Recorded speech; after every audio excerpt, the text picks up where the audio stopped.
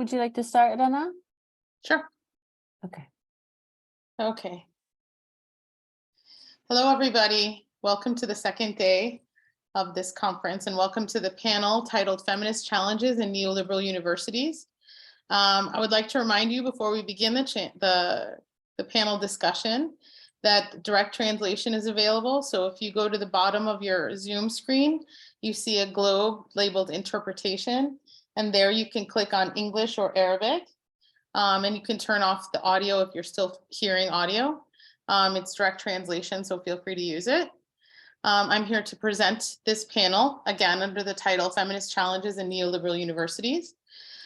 Today we'll hear from Farag. Sara is a researcher and educator located both in Switzerland and in Egypt. She studied Middle Eastern Studies and Gender Studies in Zurich, Damascus, and Cairo, and received her PhD from the University of Zurich in 2019. She's been working mostly on feminist organizations in Egypt, human rights, and gender-based violence in the context of socio-political transformations. And then we'll hear, hopefully, from Hanna Al-Taher, who is a political scientist, writer, and researcher based in Amman. Hanna's en route and travel now, so hopefully she will be able to make it to this panel. She's a doctoral candidate at Kassel University, a lecturer in political theory and the history of ideas at Dresden University, and a PhD fellow at Darat al-Funun. She holds anti-colonial knowledge creation close to her heart.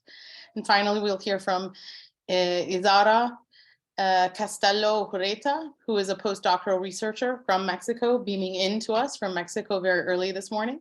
She received her PhD in human and social sciences from the National University of Colombia in Bogota. She received a master's degree in gender studies from the College of Mexico, and her recent publications include Complex Relaxivity, Practices of Women Full Professors in Neoliberalized Academia, published in British Journal of Sociology of Education in 2023, and in another article titled Beyond Neoliberalized Academy, Caring and Careful Practices of Women Full Professors, published in Gender and Education. We'll begin today with Sara, who will present under the title Spaces of In-Between, Locating Feminist Trajectories and Decolonial Critique in Contemporary Egypt. Tfaddali, Sara. Thank you very much, Rana, for this nice introduction. Thank you, everybody, for organizing the conference and for giving this opportunity to present. Before I start, I would like to say that this paper is part of the ongoing research project called Gender, Politics and Critique in the MENA, towards a critical history of feminism, which is a cooperation actually between Birzeit University and the University of Zurich in Switzerland, founded by the Swiss National Science Foundation. So I would like to thank my colleagues in Birzeit, and yeah, look forward to today's discussions. My presentation today focuses on feminist decolonial practices in pedagogy and research in the context of contemporary Egypt. I frame them as marginalized insurgent concepts and practices that attempt to create new approaches to knowledge production in a non-institutionalized and non-formalized way, doing so from a decidedly intersectional decolonial feminist materialist approach. Building on the growing sense of urgency to reconceptualize scholarship and reimagine ways of knowledge making more broadly, these approaches engage in rethinking and experimenting with different ways of reimagining and revaluing what counts as knowledge.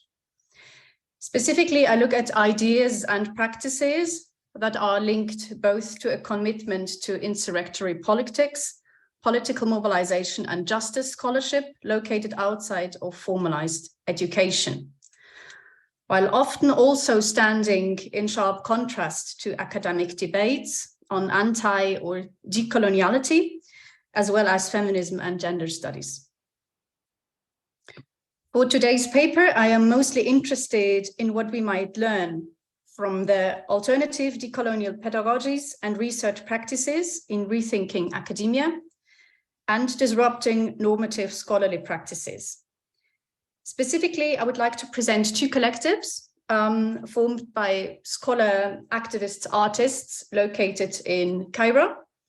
that are loosely overlapping, bringing together researchers, writers, and political activists from different social locations. So this is part of this, also the larger research project we are working on, and I do look at different similar networks with slightly different angles, but I would like for today, I would like to pick two collectives for the purpose here with the questions I am interested. So the two collectives I would like to talk about today and present as examples we might learn from. They do have slightly different focal points. So the first collective is the so-called Social Justice Platform in Cairo. So it is a think tank that mostly functions as an open and safe space for education and research, which provides young scholars with the opportunity to engage in and design their own research project. They started very specifically from their very own critique, mostly with a background, activist background in human rights, a background, so a specific critique towards institutionalized higher education and the unfreedoms for researchers due to normative scholarly practices. And therefore they try to engage specifically in new ways of doing research and engaging in knowledge production as they understand it as a very collective process and a non-hierarchical process. So this is the first collective I'm interested in. And the second one I would like to present is the collective Ikhtiyar for Gender Studies and Research, also in Cairo. This is quite loose activist writers mostly network that is both a platform for queer feminist literary writings, as well as it is a knowledge hub engaging in teaching gender and sexuality seminars. They engage in rethinking feminism and gender as scholars and activists, mostly through poetry and literary critique also, and specifically aim at disrupting normative literature standards by developing their own writing and publishing practices. I just want to check in with the translators quickly that the pace and the sound is okay for translation.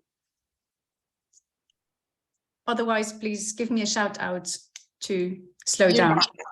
You're doing well. The pace that you're at now seems to be working well, Sara. Okay. Right. So the two collectives, Social Justice Platform and Ikhtiyar, so despite a different approach, specifically engaging in how they engage in feminist and decolonial critique, there are many overlappings and similarities with respect to pedagogy and research practices, and I would like to focus on these similarities here today. So first, and maybe most importantly, both collectives focus on intersecting social justice struggles, such as those of ethnicity, race, class, ability, age, faith, land, gender, and sexuality.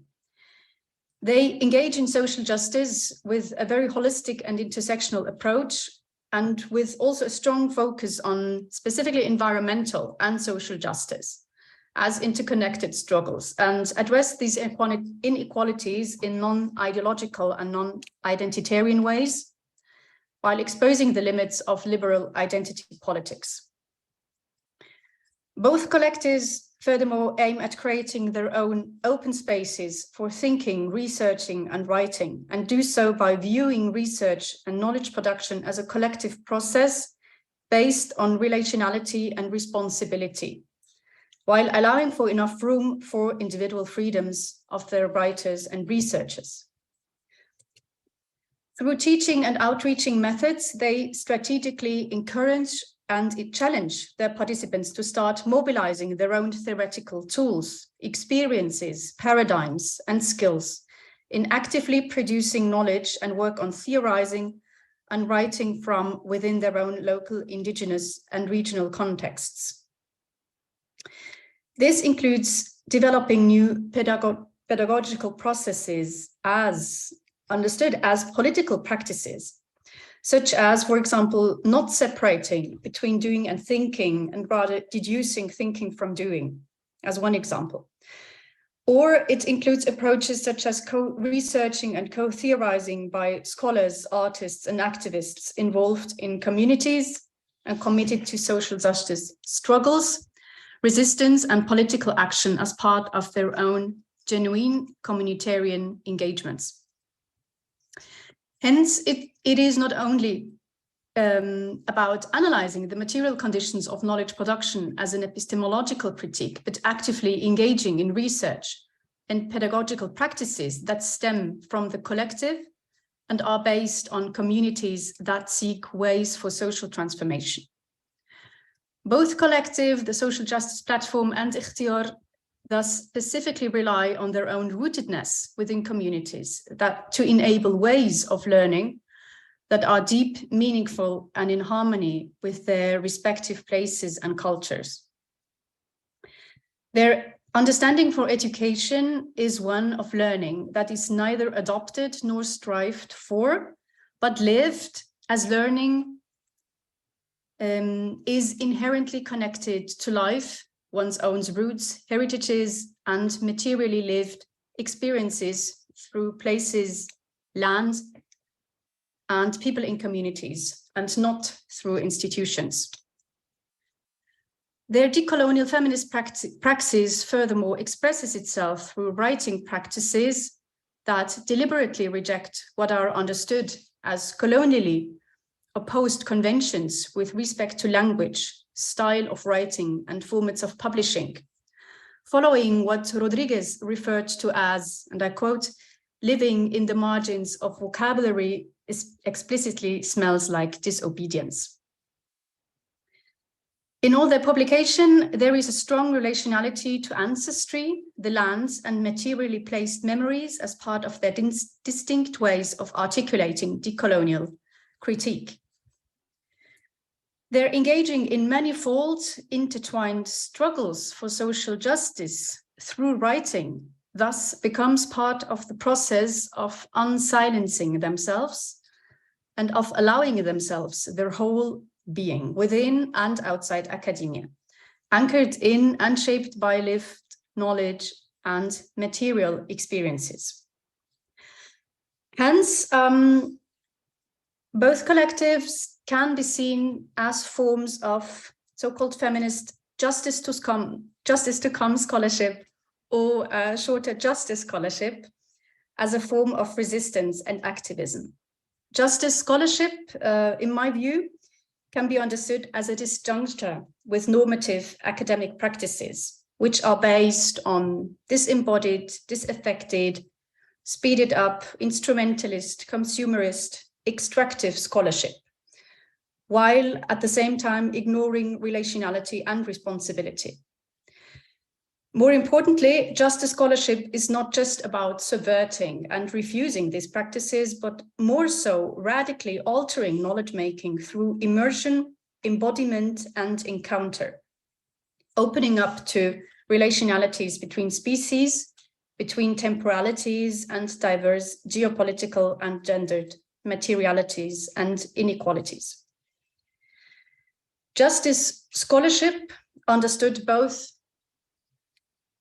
as research and pedagogical practices, engages in creative, experimental ways of doing and making knowledge differently, including post-qualitative, embodied, and effective methodologies.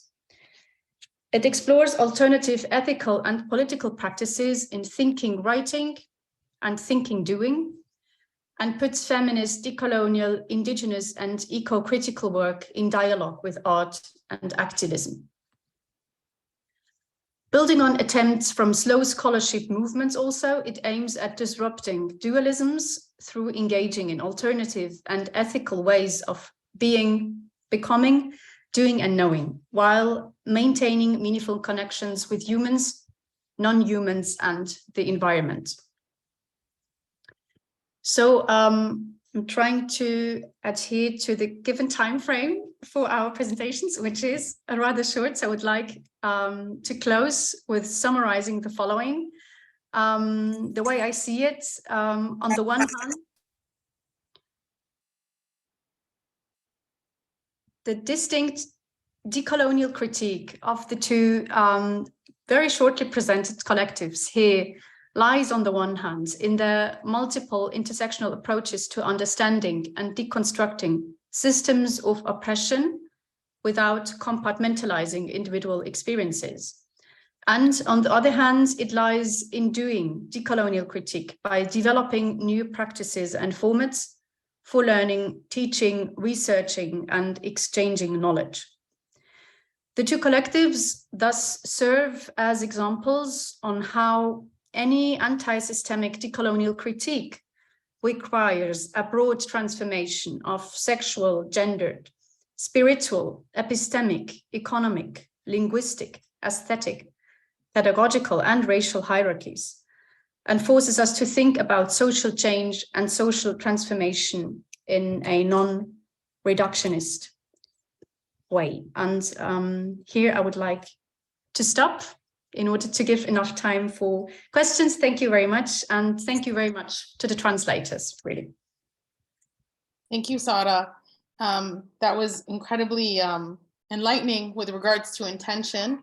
And I hope in the question and answer portion of today's panel, we can think together about intention and practice. Thank you for adhering to the time. And I think we might have time to actually go into more of what you wanted to talk about, but it's very respectful that you would adhere to the time. Thank you, Sara. And now we're moving on to Isaura Castelao-Huerta, who shall speak to the title, The Crossroads of Care Practices in Neoliberalized Academia, a feminist analysis of two public universities in Colombia and Mexico. The floor is all yours. Yes, thank you. 1 second, please. Yeah.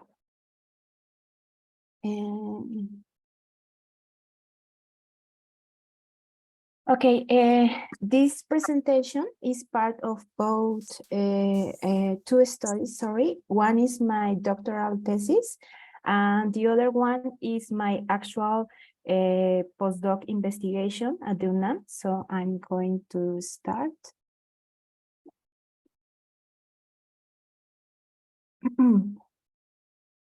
The implementation of neoliberal policies in academia brought nuanced consequences for women. While this new economy of knowledge allows for greater participation of women, the structures underpinning the gender order are profound and have not been undermined. Precisely because neoliberalism ignores its existence and reproduces the structural obstacles that prevent women from performing on par with men. The aim of this presentation is to highlight the importance and complexity of care within neoliberalized academia in regards to challenging the gender order. To this end, I present two cases: the care practices of women full professors of the National University of Colombia, UNAL, and doctoral students' perceptions of the care practices of their supervisors at the National Autonomous University of Mexico, UNAM. Neoliberalization of universities exacerbated the carelessness of higher education, grounded in the classical Cartesian view of education, a masculine hegemonic Eurocentric rationality that considers academic work separate from feelings and emotions, which constructs the universities as disappassionate and objective emotion-free zones. Moreover, higher education institutions with a supposedly post-colonial frame actually reproduce and legitimize colonialist values through the practices and reproduction of the prevailing power relations. In a colonialist and colonizer countries, colonial reminiscences of oppression, exploitation, and alienation also prevail in the student-supervisor relationships, because in the academia we tend to reproduce internal colonialism. Care practices contravene this colonialist Cartesian neoliberal governmentality within universities and enable survival. That is because they make it possible for new generations of academics to access the resources and support they need in the best possible way within the context of individualism, precariousness, and competition. Previous studies have underlined the spectrum of care in higher education. Traditional caring practices, such as good teaching, kindness, pastoral care, mentoring activities, and the establishment of bonds of friendship and collectivity between colleagues. As I mentioned before, this presentation is based on two cases: care practices of women full professors of the National University of Colombia in Bogotá, and doctoral students' perceptions of care practices of their supervisors at the National Autonomous University of Mexico. To be specific with the care practices, I follow Olarte Sierra and Pérez Bustos' proposal about two dimensions of care. Caring practices, this is displaying kindness and concern for others, and careful practices, making sure of avoiding potential harm. The Colombian case. The field work at the UNAL campus Bogotá was conducted between June 2018 and December 2020 and included several stages. As I mentioned, this is my doctoral research. Because we don't have much time, I only want to mention that 24 women full professors with high publication outputs were interviewed. Professors from all areas of knowledge, sciences, health sciences, social sciences, engineering, agricultural sciences, and art participated in them. All encounters were recorded and transcribed in our processor. The information was subjected to content analysis. The content analysis process involves revision and codification of transcripts in the RQDA program to organize them by emerging categories. But at the same time, I first carried out ethnographic exploration in the classroom with 11 professors. The observations were made on a single occasion in 4 cases. I made observations with each of the 4 other professors between 3 and 6 sessions. And finally, with 3 women professors, I conducted observations for more than 1 semester. Thanks to this daily immersion with 3 professors and their students, I was able to conduct 19 interviews with their students and colleagues.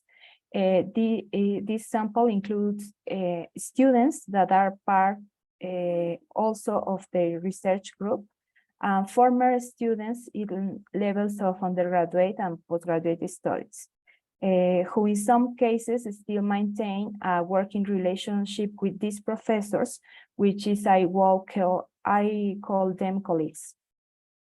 I want to clarify that in the draft of this presentation, I included some interview excerpts, but due to the time restrictions, I won't be reading them, so sorry.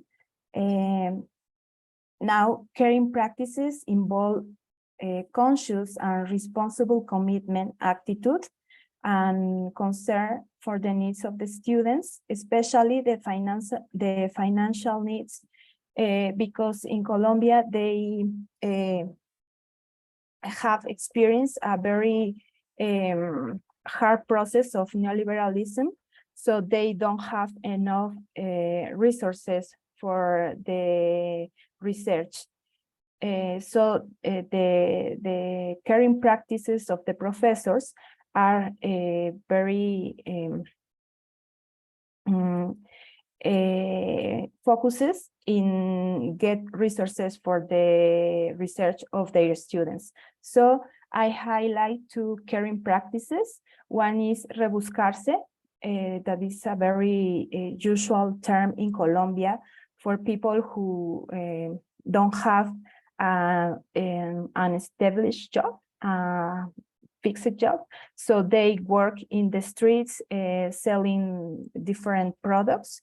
So the professors use this term, rebuscarse, to ensure the well-being of the students and providing financial support.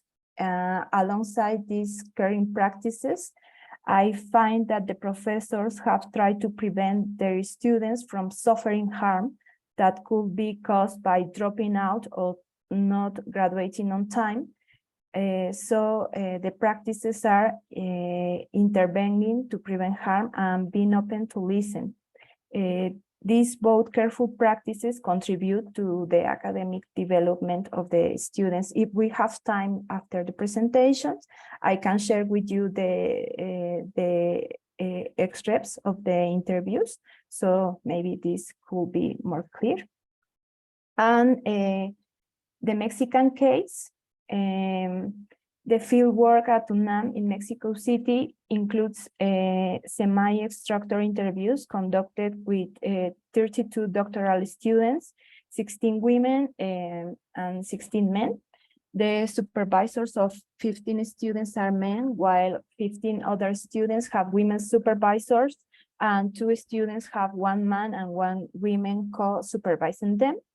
The interviewees belong to the programs of psychology, pedagogy, odontology, engineering, economics, physics, urban planning, geography, Latin American studies, and sociology. The interviews were conducted between September and November 2022 and January 2023, transcribed in a word processor and submitted to content analysis. Is the same professors that in the case of Colombia. This work demonstrates that caring practices from the student's perspective include humane treatment. This is being approachable, acknowledging work and integrating into the community, and facilitating the research. Include holding hands, giving freedom, working together, and forging equipment and providing materials. These practices create a kind atmosphere where the feelings and the necessities of the students are relevant and taken into account. And at the same time, careful practices within the UNAM include mentoring, guiding and supporting for the academic career, constant accompaniment, and providing interesting and useful feedback, and sheltering, such as being attentive, protecting, listening, soothing, and understanding, supporting. These practices are fundamental since they allow the academic development of the students. Final thoughts. Placing care at the center of life is one of the feminist politics of resistance and responsibility within academia, which is why it is crucial to incorporate effective and ethical practices in the production of knowledge. As Horncastle emphasizes, it would be a shame to lose scholars for the reason that they are not cared for. This implies that the care activity should serve as a reference point instead of the activity carried out in the market. Thus, implementing care practices is fundamental if the aim is to build an actual post-colonial university. These practices allow the students to move forward by rediscovering and developing their potential for knowledge production. Thus, students are inspired instead of dominated or discouraged, and they build trusting relationships where both parts are equal.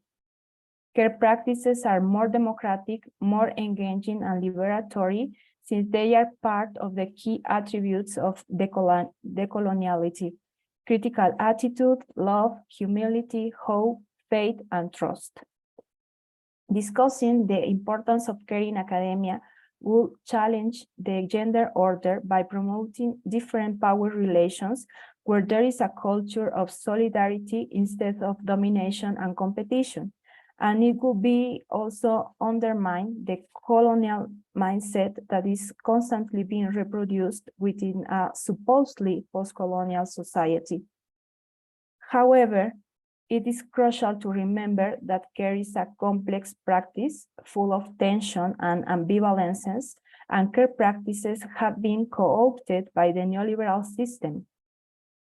Professors' efforts for obtaining resources allow for the continuation of their students' academic formation, but also involve playing the neoliberal game. Supporting younger academics can ambivalently do the work of remediating a lack of institutional care and accountability, perpetuating the careless institution. The complexity of care can be seen in that while these forms might be co-opted and put to work in the form of so-called collaboration, networking, and plugging the institutional care gaps in teaching and collegiality, they can also provide alternatives to neoliberal, gendered, and realized form of governance. As Cardoso emphasizes, it is indispensable to reclaim the value of caring while recognizing that work for love renders us vulnerable to exploitation. For this reason, instead of opening masculinized institutions to women without changing the patriarchal structure as neoliberalism promotes, the aim should be to challenge and transform these structures, which is why we must work towards a radical change to recognize and value care as an essential practice of higher education. Okay, it's all. Thank you. Thank you. That was wonderful. Thank you so much. Now I see how these two papers are actually well fitted next to each other. So this is a testament to the conference committee of how the conversation is weaving into each other, juxtaposing the notion of these collectives with a critique of the actual neoliberal university as a place of knowledge production. And I look forward to the conversation that we will have. But first I have to ask if Hanna is here. Hanna, أنت موجودة؟ حنا الطاهر، هل أنت هنا؟ اوكي، لأنه حنا لا كأنها موجودة حنا، يعني هي كانت موجودة وبعدين سقطت سهوا. هي شايفها آخر طيب خليها تحكي. حنا أنت هون؟ هي شايفة اسمك حنا؟ يس. ياي هي حنا هون، يعطيك العافية. سمعتوني؟ لا هينا سمعناكي حنا. انت يعطيكم العافية. هلا حنا اوكي عظيم. خليني بس قدمناكي حنا، بس هلا بدي اقدم العنوان. حنا بدها تحكي she's going to speak under the title Space Invaders and the Expulsion of the Revolutionary Subject, Exploring Feminism Between Betrayal and an Errant Path to Liberation. اتفضلي حنا. اوكي، انتوا بس خبروني اذا ما تسمعوني وححاول ما اطول عليكم. وقاعده بالشطوره بس عشان تكونوا عارفين انا وين. اوكي وراح احكي بالانجليزي بس عادي لو بالعربي. و just ask a few questions to make sure that I can use the internet while it's working. So first of all, I'm gonna just start, although I can't see you, and please give me a heads up إذا بطلتوا تسمعوني. وآسف كثير إنه my notes for the translators ضاعوا، فيعطيكم العافية. In this intervention, my basic question is coming from the location of a reluctant feminist, and my reluctance to call myself a feminist comes from a sense of betrayal. And this betrayal is highlighted in the acronym FEB, Feminist Except for Palestine. And also Françoise Vergès asks, why call yourself a feminist, even why defend that when the term is so corrupted that even the far right can appropriate it? And so I do not believe in conceptual geographic purity, but I do think that neoliberal pseudo-feminism is indeed anti-feminist if we understand feminism to be about justice. And then Vergès, in her book on decolonial feminism, goes on to include freedom fighters like Jamila Bouhired in the canon of decolonial feminism. And I think we have to be cautionary because something of the revolutionary anti-colonial drive goes lost perhaps if we're included in these institutions, and we have to ask, what does it mean to be included in them? And then, for example, in Jordan, where most of my research is based, so it's between Jordan and German academia, I think there has been since the 80s at least the strive for state-sponsored NGO machine, which has resulted, with the support of the royal family, of course, in a defanged feminism that's absolutely detached from its radical and anti-colonial origins. And I think we need to really take these origins seriously and really ask that, what do we gain from a feminism in this liberal sense? And especially in Jordan, when I look at the feminist movement, or what is called a feminist movement, is absolutely ignores domestic workers. So this, in my analysis, which needs to be an anti-colonial and liberatory analysis, a feminism, a middle-class feminism that is built on exploiting bonded labor, which is usually feminine, like female bonded labor, by definition cannot be feminist. And so I want to ask if we can actually, in this context, retain both anti-colonial, anti-capitalist, and feminist. And then I want to just come to the term that I'm using, which is space invader, which, can you hear me? Tamam. Okay, cool. Just maybe sometimes let me know, because I'm okay, great. So if you could raise your voice, because there's background noise. So if you could just speak okay. louder. Is it better like this? Yes. أحسن هيك? أحسن. Okay, great. Okay, space invader is a term that I borrow from Nirmal Kaur's work, Space Invaders, Race, Gender, and Bodies Out of Place. And she in turn takes this from feminist geographer Doreen Massey. So that shows us that this term has to do with space and geography, and because I'm coming to talk to settler colonialism. So within this concept, slow down and speak a little louder. The interpreters are struggling. Okay, I'll slow down. So in this space invader concept, some bodies are deemed as having the right to belong, while others are marked out as trespassers. So they're circumscribed as being out of place, which also references Edward Said's sense of being out of place. And the arrival of these bodies, and I'm talking here specifically about Palestinians and Palestinian women in occupational spaces like the university, causes a dissonance, and it really unleashes a shock and surprise. And we can see this across Europe and especially Germany at the moment. And this entry of Palestinian bodies into this academic space almost causes disorientation and terror for that space, because it unconfigures the basis it stands on.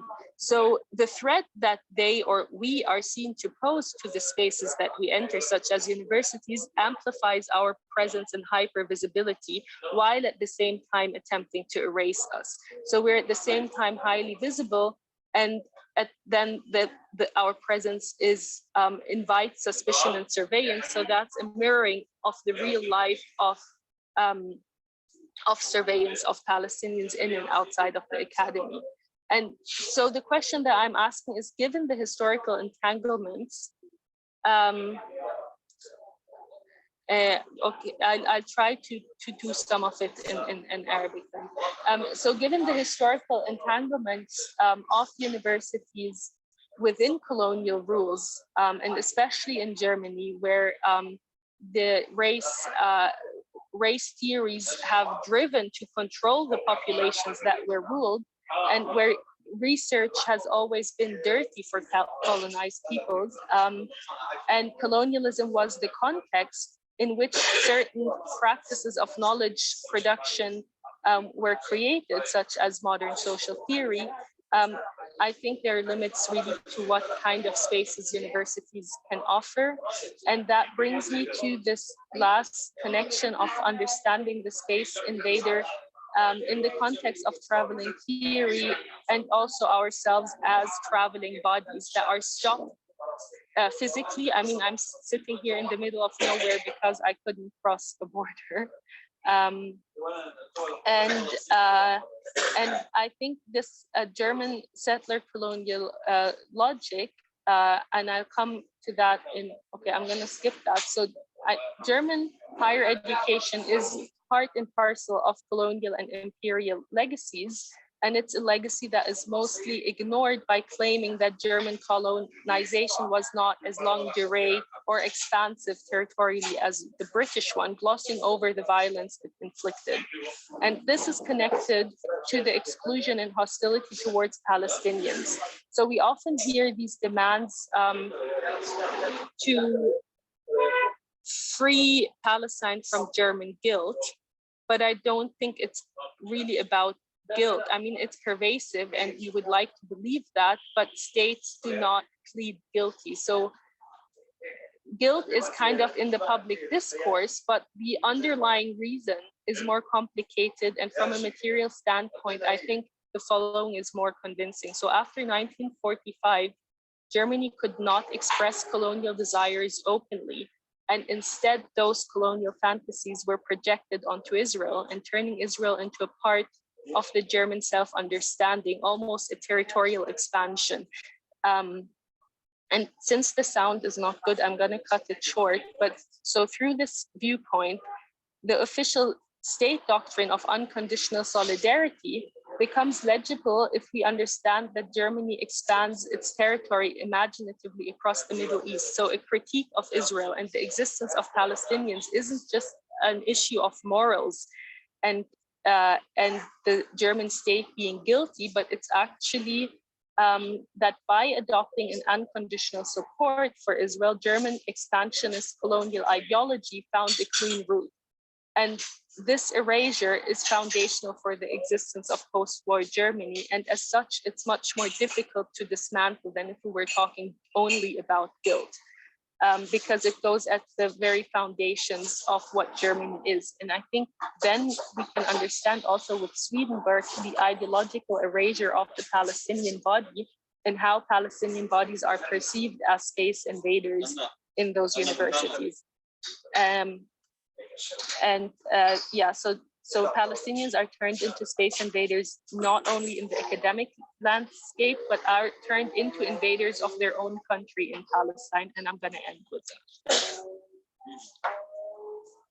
يعطيك العافية حنا. شكرا كثير لك. اوكي هلا اسفين على الصوت والاصوات اللي كانوا على الحدود اللي هي حنا معلقة عليهم، لأنه الترجمة ما كانش ماشية بكل الورقة تاع حنا. إذا بعد إذنك حنا بس بدي أعطي تلخيص شوي على الفكرة الأساسية وممكن إحنا نحكي فيه هلأ وقت نفتح المجال للدiscussion. حنا حكت عن الفكرة النسوية بأساسها أن كيف النسوية وحركة النسوية كانت ضد الاستعمار fundamentally anti-colonialism، وكيف بالسياق اللي هي بتحكي عنها اللي هي سياق الأردن كيف بجيل الحالي ولا جيل آخر 10 سنين تحول لجزء من النسوية، تحول لشيء ليبرالي وثم نيوليبرالي. مش عارفة إذا هي حكت نيوليبرالي، بس الإشي الأساسي بهاي البند بالورقة تاعها كانت كيف أنا فهمته، وأنا آسفة حنا عم بلخص إشي كتير عميق، بس كيف أنا فهمته أنه في إشي أساسي راديكالي اللي هي الطبقي وغضب وكره الطبقية. وكيف السؤال ثم من بعد هاي الأطروحة بيكون السؤال أنك كيف ممكن يكون نسوية خارج الصراع الطبقي. بعدين حكت على وجود الجسد الفلسطيني جوا الأكاديمية كأجساد كأساتذة وطلاب وكمان كفكر يعني على فلسطين كمكان وكيف الفلسطينية على الفكرة إن هي خارج المكان مبني على فكرة إدوارد سعيد. وآخر جزء من الأطروحة هي ربما البروفوكاتيف بارت أنه كيف التوسع الكولونيالي ولا الاستعماري الفكري تاع ألمانيا بعد 1945 ما كان معلق في الأرض نتيجة عن الحرب العالمية الثانية، بل أصبحت بوجود كيان اسمه إسرائيل، وكيف إسرائيل ككيان كدولة وككيان هي تطبيق التوسع الاستعماري الألماني الفكري على القليلة. أنا آسفة إذا فهمت أي إشي غلط حنا، بس حبيت إنه نوصل الأفكار قد ما ممكن نوصل الأفكار. And now so that everybody here can understand, in particular, Azura, I shall open up the floor for comments and questions. We have a good 15 minutes now to be able to speak to these questions. So please feel free to raise your hand or speak up or use the chat function.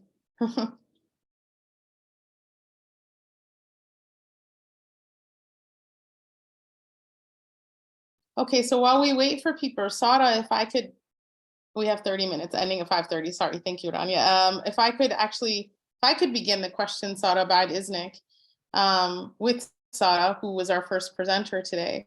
You spoke about anti-decoloniality as a notion, and you spoke about justice, both in terms of social justice and justice scholarship, in your reading of the two collectives that you presented. And if I understood you correctly, you were speaking of, justice scholarship within a feminist praxis as an interruption of normativity and normative practices. And you used, I think you were quoting thinking, writing, thinking, doing, as kind of a way of describing this. So if you could put our feet on the ground a little and explain what this was in actual practice, I think it would be really enlightening for us to think about both understanding what the collectives that you're talking about are doing and also understanding how we can incorporate such things into our own work as professors and scholars. Definitely. Thank you very much, Rana, for asking this question. So I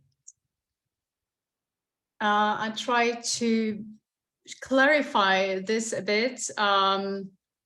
So it's always with time constraint, it gets very dense, and maybe sometimes then specific meanings or understandings aren't clear enough. So I would like to clarify first that the two collectives I am very interested in, the social justice platform and the collective Ikhtiyar.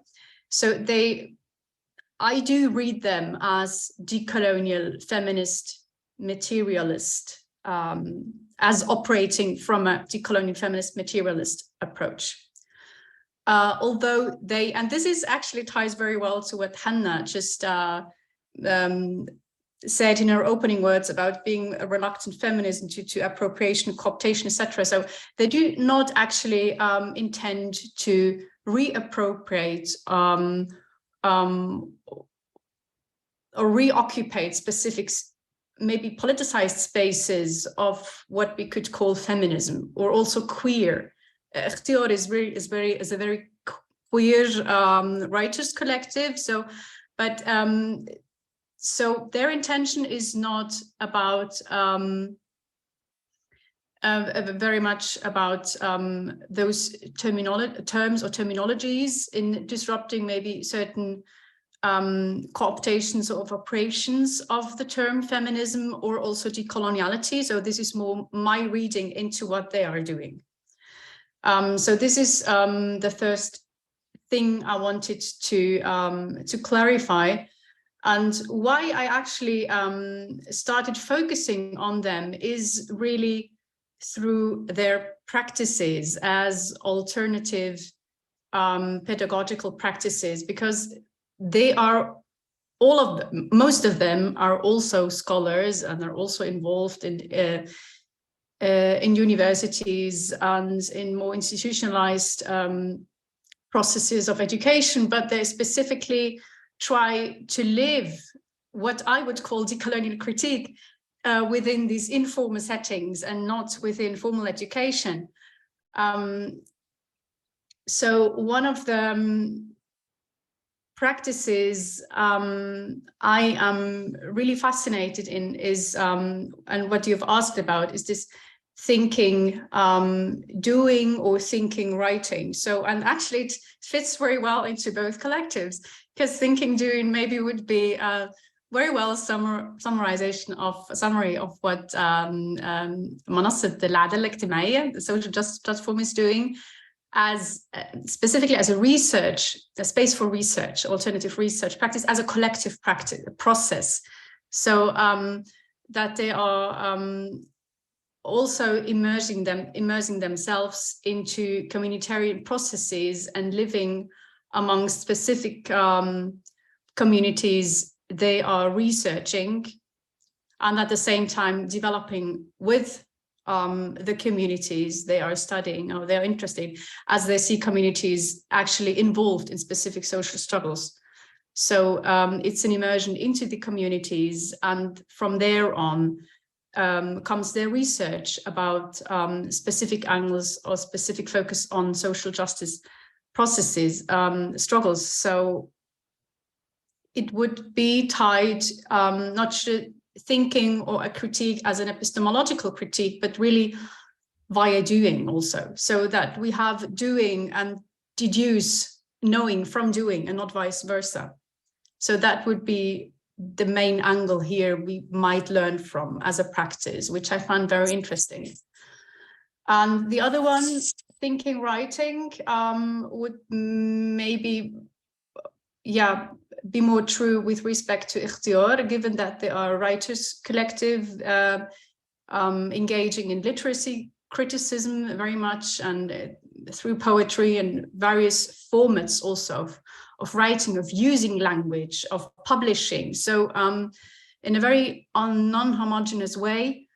So that would be the same, that we start by practice, and then from there on go back to theorizing and thinking, and also not theorizing in a normative sense, but really encourage via participants in doing to open up and to actually encourage them to use their own theoretical tools, which they would not perceive to be theoretical at all, or not adhering to theoretical standards, of course, but on the contrary, via doing, we would start acknowledging that doing in itself would be the key, and then from there on go on and spread out into more theoretical tools. So this would be with respect to both collectives. I've briefly presented to you those both concepts I'm interested in. I don't know if this answers your questions, Anna.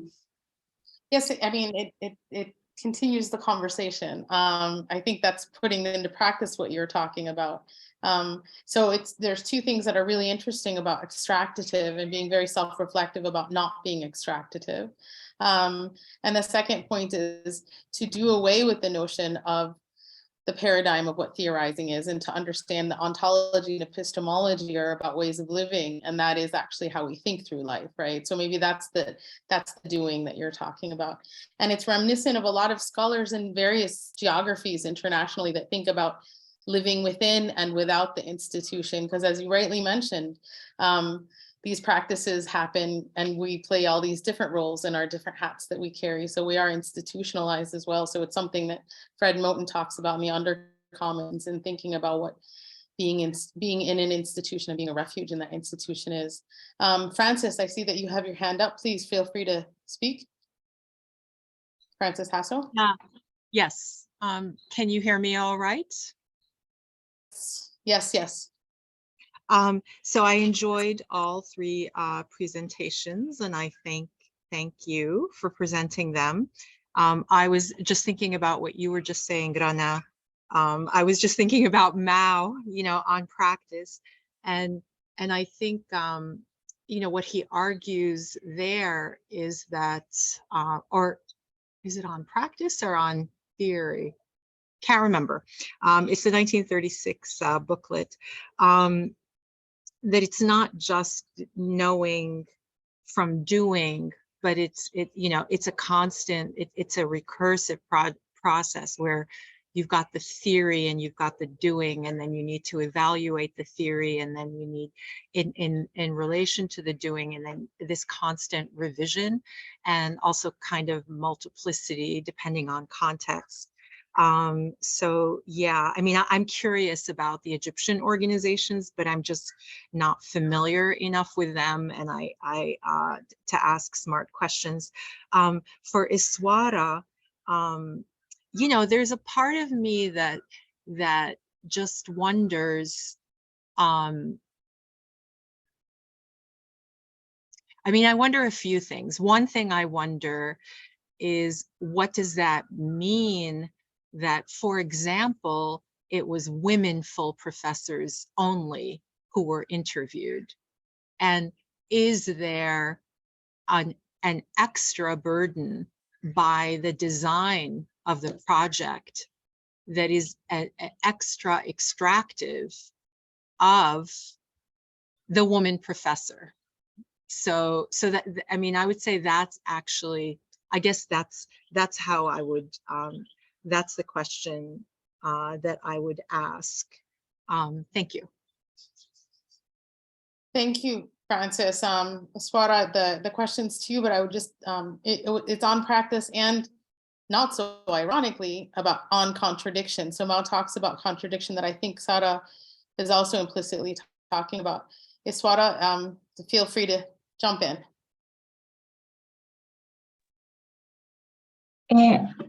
I'm sorry, I think I don't get the question. It's about why I only interview women professors, or sorry, I don't get it.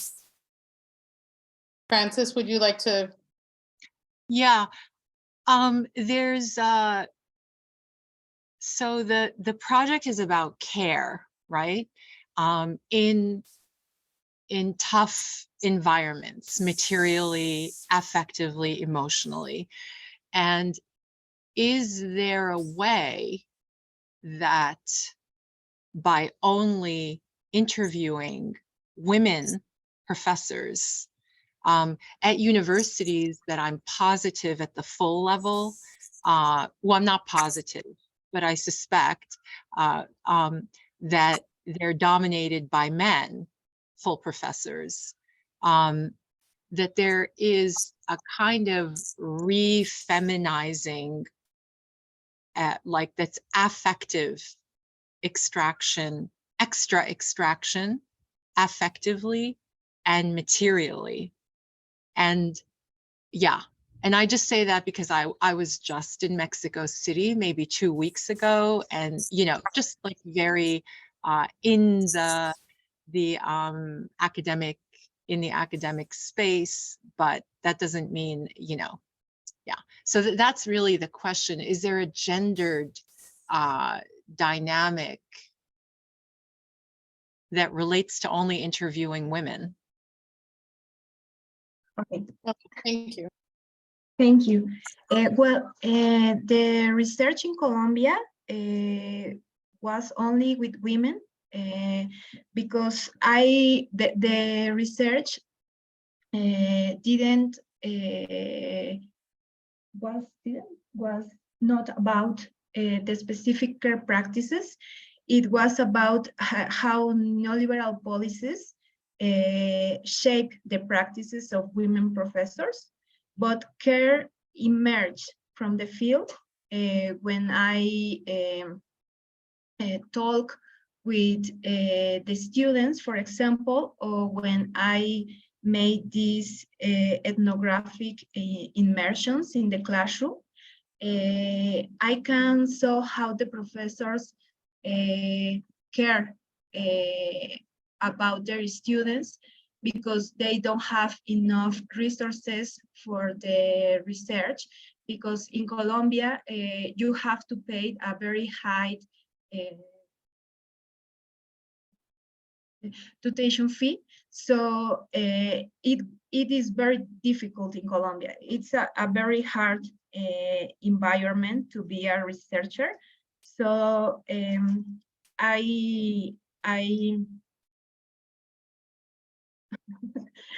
sorry, I have somebody here that is help me with my English, so I'm sorry. But I found these specific caring and careful practices of some of these professors. And for the postdoc here in Mexico, the people who I interview, they are 16 women and 16 men, but they don't have only women as supervisors. So I found that also men professors are caring for their students. So I think this is very interesting, because in almost all the literature, the focus is that women professors are caring for their students, but I found that also men professors are caring, and I think this is very interesting.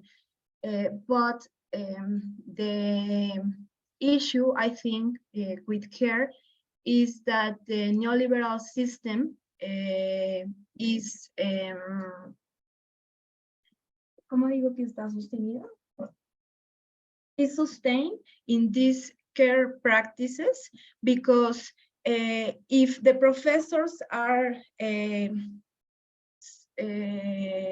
searching for more funds for the research, the university don't have this responsibility.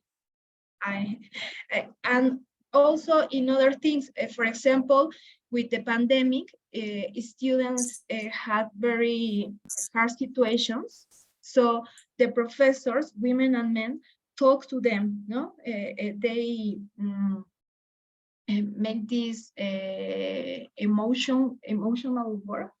Yeah. And the university is like, well, okay, you have this responsibility, so I don't have it.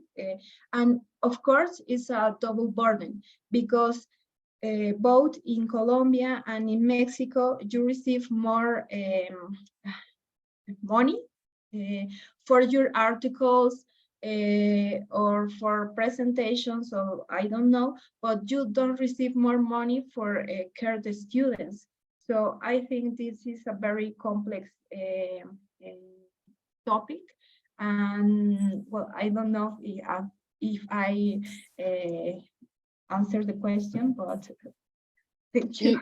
You most certainly spoke to it. Thank you. And this might be an opportunity to invite you to read from the transcripts that you said that you didn't have time to read from, if you would like to hear the voices of both the mentors and the students. And as you look through those or find those, I just to share one of the aspects of betrayal is in the very neoliberal turn that happened several years ago, was that mentorship, that is a conversation of actually being an advisor on a thesis, which was once considered ours in terms of working, in terms of our course load and teaching, was negated. They were paying us it became a different kind of pay structure, which was an additional pay structure, which didn't take away from our course load. It was just an addition to it. So our institution also kind of took that kind of mentorship and made it into even more of a commodity than it would have otherwise been. And that's not just exclusive to Beers-Aid, but it was a huge blow to what kind of work we can do as mentors and advising. I see there's a question from Anna, and as you look through the transcripts, if you would like, we can receive the question from Anna, and then you can read from them. Please go ahead, Anna. Thank you. Well, I too enjoyed the three papers, but given my own limitations, I can actually ask a question only. I have a question only for Sarah, but I hope that the other two presenters could probably join us in conversation. So I was struck by the way the communities that you, Sarah, talked about, kind of what kind of terms they chose to not to use, and what terms they chose, at least in your summary, not terms they actually wanted to use in order to formulate their agenda. So my particular interest was when you said that they actually didn't want to subvert those normative scholarly practices. They didn't want to subvert what kind of the terms which were given to them or were imposed on them. They wanted to alter, right, the kind of the terms and the world that comes with those terms. So I thought that this is very important. I mean, to me, it's just basically I'm struck. I think that this is very. Perhaps I would like to know more what they meant when the collectives that you're talking about actually refuse to subvert things, because the category of subversion is a category that West feminist tradition loves, right? If you actually read, I mean, this concept of subversion was kind of created in the 80s, 90s, and it actually thrives in contemporary Western feminist theory and scholarship. It's very easy to basically to find people subverting things, because what it really amounts to, people playing with the terms that the society imposes on them, but not really attempting to replace those terms, right? So what I hear that the collective you're working with, they're actually specifically interested in altering, changing, getting rid of, and replacing through the practice that they're engaging in outside of academia.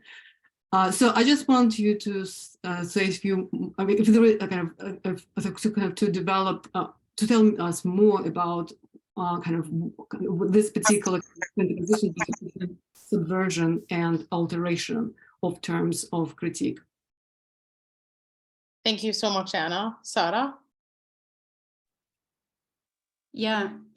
Thank you very much. I'll just open my camera so I can answer you in person. Thank you very much for this excellent question. I mean, I think I actually talked about subversion, or as you rightly understood, this refusal of specifically subvert and rather alter or replace, actually in response to Rana's first question, I think, if I'm not mistaken, right?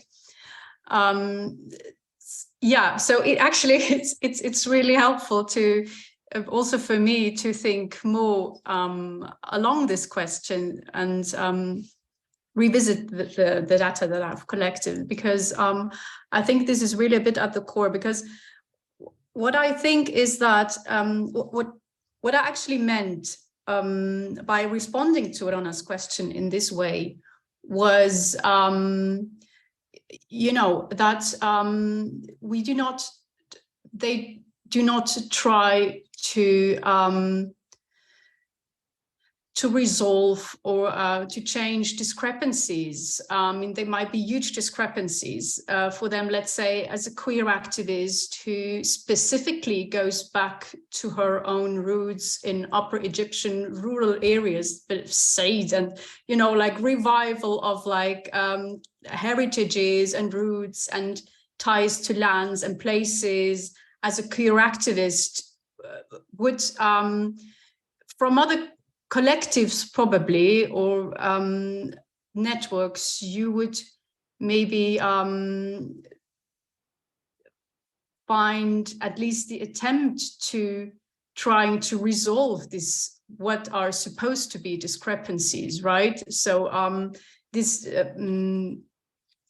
what we would think are like dualisms that we, or different worlds we can't simultaneously live in, right?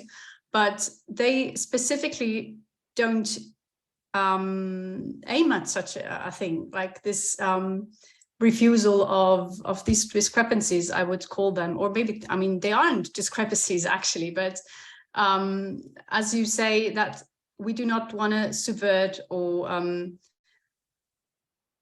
you know, change specific notions with respect to terminologies, but to really just tap into a vast array and also allow for this multi-faceted worlds and temporalities we live in, and allow for the simultaneousness of these. And from there on, through the acceptance of this, try to find practices that would actually allow for such a whole living or a whole being in these different spaces and in these different belongings also, right? So that it's not trying to carve out a new homogeneous space specifically for themselves, but to actually stay in different spaces, deliberately staying in different spaces without compartmentalizing or without categorizing different belongings, becomings, identities and ties to spaces or communities or lands, memories, etc., but to leave them as they are, and from there on trying to develop a new understanding on how to deal with that. Actually, this would be at the core. I don't know if this is what you were asking about, Anna, but for the time being, at least, that would be my response. Thank you very much. That definitely clarifies. Thank you. بدي أفتح الدعوة من جديد إن أي حدا بده يسأل ولا يعلق عربيا أم إنجليزيا، المكان مفتوح طبعا. And Isaura, if you want, I would like to just invite you again to read from, if you would like to read from the transcript so that we could get a sense of the voices that you're actually speaking about. It would be lovely if you want. Yes, of course. Thank you. And also I'm going to share the link for the article that is published in Gender and Education. This is about the Colombian case. So if anyone want to read it, it's here. And I'm going to read one extract of the Colombian case and one from the Mexican, if it's okay. It's in the draft, so if the translator want to check it, it's in there. Laura said, I have met professors who don't care about anything other than receiving their salaries. They are fine here because they are permanent staff. Their salary is fixed every month, so they don't care about the students at all. But Professor Teresa has this thing that I find so incredible. Look, projects and proposals are time-consuming and sometimes stressful for her, but she always does it to increase the knowledge, to help the community, to help her students. Not all professors do that. She could perfectly well be at home at this hour, but she is always looking for ways to grow. I admire her for that because she shows solidarity. So this is from the Colombian case and from the Mexican case. Well, I have to say that that in Mexico the situation is better than in Colombia, because here we have, for example, scholarships for master's and doctoral studies, and in Colombia you have to pay a tuition fee. So here is a better situation. Maybe in Latin America, the two hardest cases are Chile and Colombia. So in Mexico, we are in a better condition. So the caring and careful practices are more related with the development of the research, not related more with the money. So I am going to read.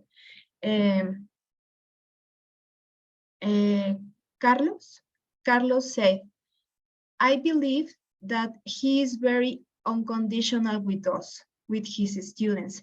And in this case, he's working with a man.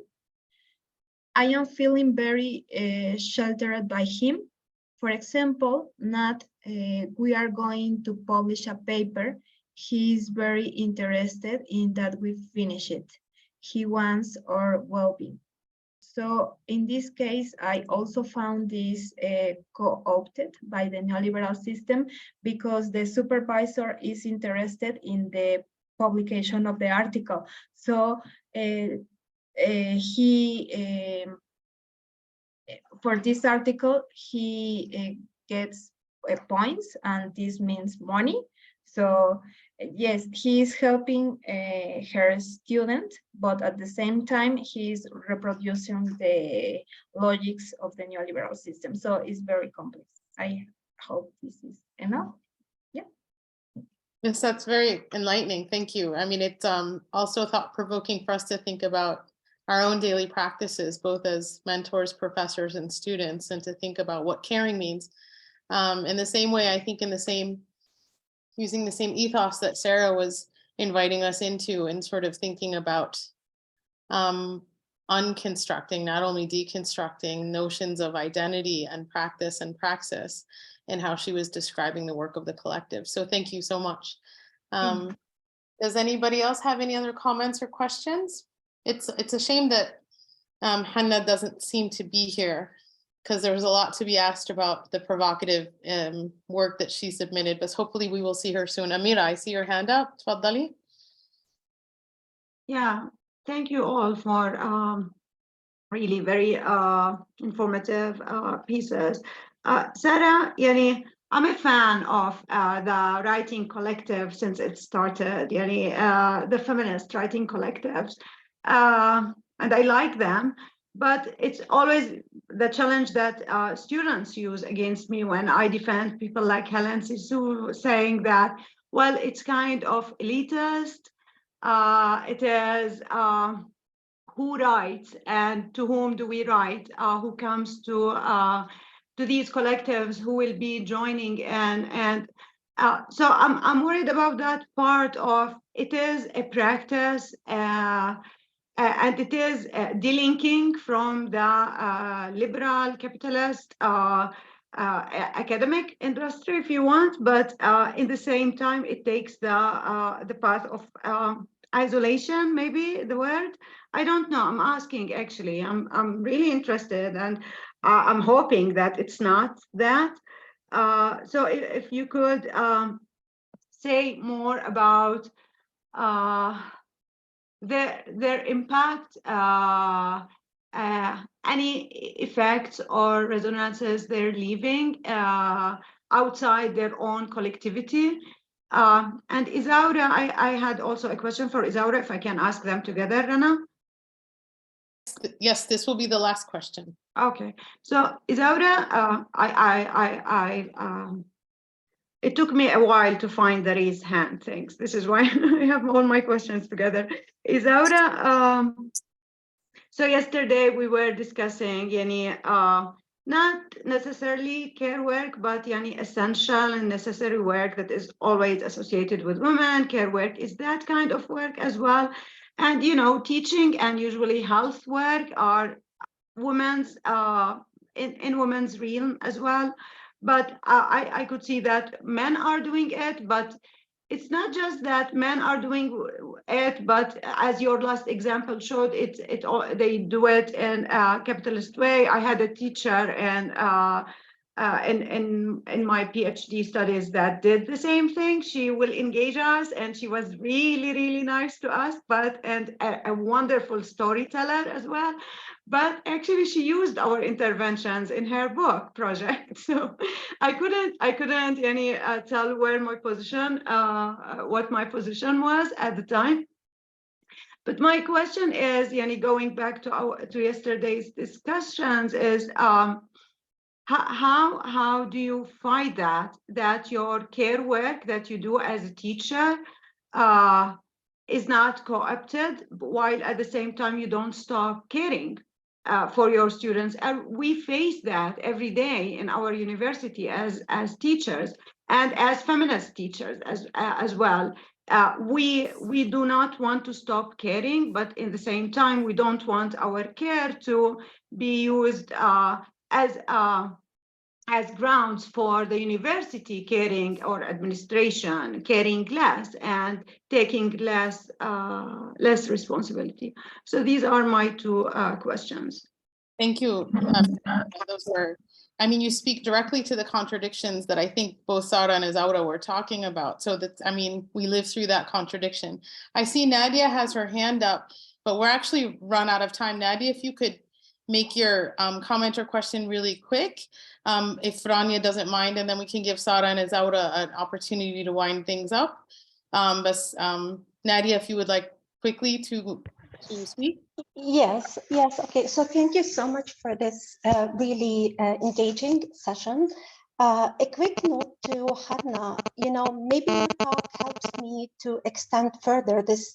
I have always been shocked, like how, for example, Herbert Marcuse, one of the most progressive Frankfurt School scholars, ends up promoting Zionism and meeting Israeli, what they call defense military. So I think maybe your talk might give me a step to think, like, to see Zionism and the Israeli project as extension to the German colonial project. So thank you for that. And a quick question probably to Sara, if I may. Somehow I've noticed that your navigation of these two collectives seems to focus more on the question of the how they research, more than like the what they research. And I might be mistaken, but this is my general observation. And my concern is that, not really all co-researching or researching by doing researching praxis or collective knowledge can be liberatory and revolutionary. So here the question of what becomes important. And another concern is that probably when we tend to focus more on the question of the how, this can also be appropriated by the right wing and the populist paradigm. So this may be like, it's just a question, is my observation somehow makes, like to focus on the how at the expense of the what. Yeah, Thank you, so Nadia. that's the other one. Thank you, Nadia. Because we have such little time, we're only able to give Sara and Isaura 1 minute. So Sara and Isaura, if you could speak just generally to the questions that Amira and Nadia posed. Sara? Yeah, thank you very much for the two questions. I'll keep it short. First to Amira. Fortunately, no, it's not elitist at all. This is exactly why I chose the collective ikhtiyar, and I'm very happy to share more information with you. But it's not as one of the, well, as you would imagine. So it actually functions very Marxistic, anarchistic politics. So very far away for being elitist, actually. To make this maybe very brief. And the second question about the how, I mean, yes, purpose, I specifically focused on the how, because I was interested in these pedagogical practices as they are overlapping with the other collective. But yes, of course, it's not detached from what they are researching. There we would need to talk more about it. Wonderful. Thank you, Sara. And Isaura, I would just like to remind you that we have your paper. So you've been generously shared it with us so we can read it. And if you could just really quickly comment on Amira and Amira's question about the contradictions of care. Yeah, it's not easy to answer that, but I think that we need to quit the responsibility of the individuals and share the responsibility, and the institutions, they have to take responsibility for the care practices, not only to think in the articles or publications of whatever, and to think more in people. We need to socialize the care practices in everyone, not only in individuals, specific persons, I think. Wonderful. Thank you so much, Isaura. And thank you, everybody. Thank you, Sara, Isaura, Hanna, wherever you are in the world right now. Thanks to everybody who's here in this session. Thanks again to the fabulous women who put this conference together, and to Rana, who's holding everything down, along with 100 million other things she's juggling. I would like to remind you that this is the end of this session. The next session shall begin promptly at 5:45. That's in 15 minutes in this Zoom link. And again, thank you everybody for being here, and see you in 15 minutes. إلى اللقاء. شكرا كثير لكم. Thank you. Thank you to everyone. Thank you, and thank you, Rana. يعطيك العافية سارة.